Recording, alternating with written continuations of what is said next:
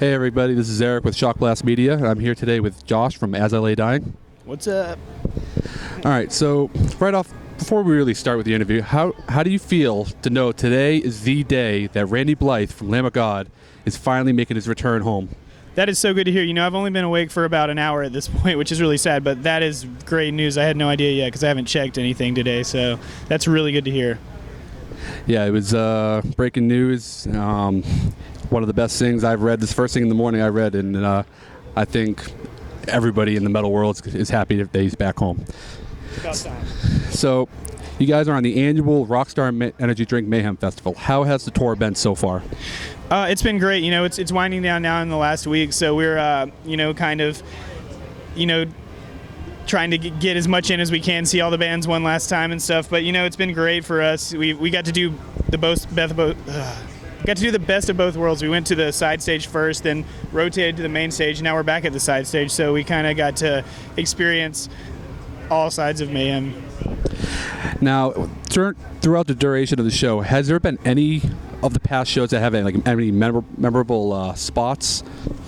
Oh, what do you mean, like the venues or the towns, or what do you mean? Like any crazy moments, anything like special that happened, or like with other bands? Yeah, well, one of the craziest things that I saw on the tour was when we were in Albuquerque, a crazy storm rolled in, and it kind of, the wind was blowing really hard, rain really hard. It kind of destroyed like a lot of the merch area and blew out the back of the side stage. Like it was, we were really thinking they were probably going to cancel the show. We were like outside holding onto our merch tents, like sliding across the ground because the wind was blowing so hard. But they ended up deciding not to cancel it because it finally passed. And we were the first band to play after that. And just seeing everyone just lost it after that. They went nuts during our set because I think everybody was bummed. They thought they were going to have to go home. So that was pretty cool. That was probably the craziest set.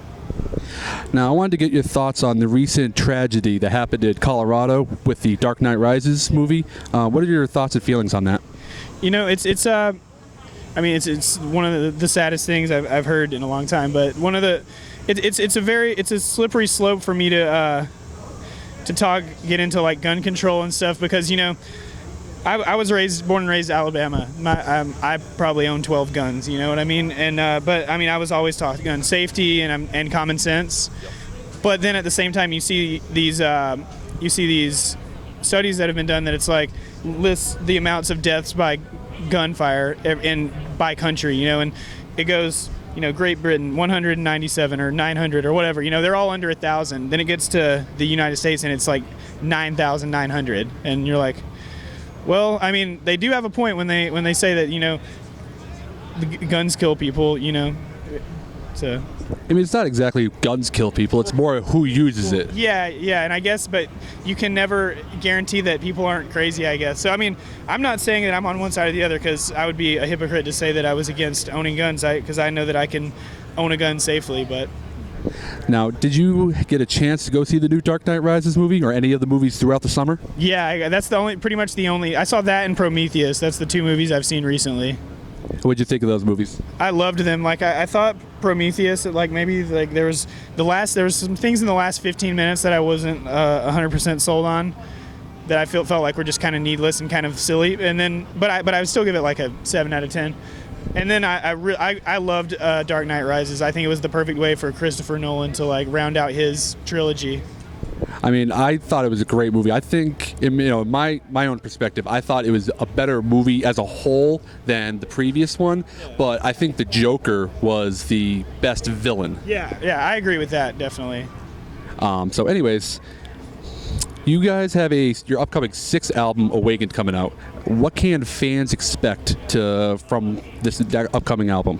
Well, I think they can expect to hear, the As I Lay Dying they've always liked, but there's a few differences. Like I'd say, the main thing is that we tried to, instead of having only the super melodic As I Lay Dying and then have these other songs that were like super chromatic, not melodic, like thrashers, we kind of tried to mesh the two better and make it a little more seamless, so it wasn't like A, B, A, B. It's like they're all A/B, if that makes sense. So I think it's a better mix of the two sounds.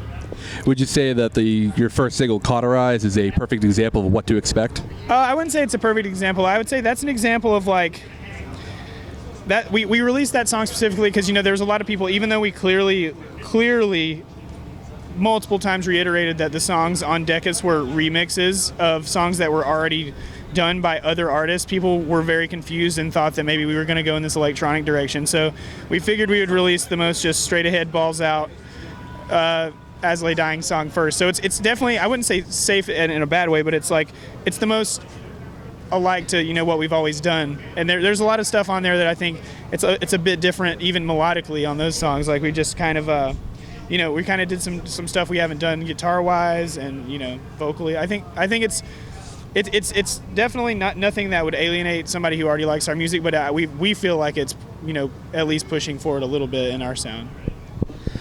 Now, what are your future plans after Mayhem Fest? We go home from Mayhem. Well, we have 2 shows with Slipknot right after Mayhem, and then we fly home for about a month and just kind of recharge the batteries because we've been going ever since before we were writing, like when we were writing the record. Then we went straight into recording, went to Europe, came home for a week, started Mayhem. So we've just been, you know, busting our balls for a while now. But now we're gonna take a break, go to Europe with Trivium Caliban for about a month, and then we fly in directly from that tour into a U.S. headliner, or sorry, it's not a headliner, but a U.S. show tour that I can't comment on yet because it's still on Mayhem. But in the next couple days or weeks, everybody will know. But so pretty much it's going to be an epic tour as usual. Yeah, hopefully. So playing Mayhem and having been able to watch bands like Motorhead and Anthrax and Slayer and Slipknot, have you ever had a little child geek moment when you met any of these guys? Yeah, well, you know, it's not as much of a geek moment as much as it's just like, you know, there's sometimes that you're just hanging out, like getting food, and you're looking over, and it's like, whoa, there's Corey Taylor from Slipknot, and he's right there. And I wouldn't even consider myself a Slipknot super fan, but I just, you know, just hanging out with a dude like that with, you know, so much, you know, just he's like a legendary metal vocalist. You're just like, wow. Or just same with Kerry King, Tom Araya, any of those guys. You look over and you're just like, whoa. But you know, people that you idolized growing up. Yeah. It's really cool. All right. Well, do you have any last comments for the viewers? Do you want to? Record comes out September 25th on Metal Blade. Pick it up if you like our band. That's pretty much all I got. All right, sounds good. You know, September 25th, Metal Blade Records is releasing their 6th album, Awakened, and also keep an eye out for Tim's side project, which I'm proudly supporting, Austrian Death Machine. And I hope you guys enjoy this. Have a good one.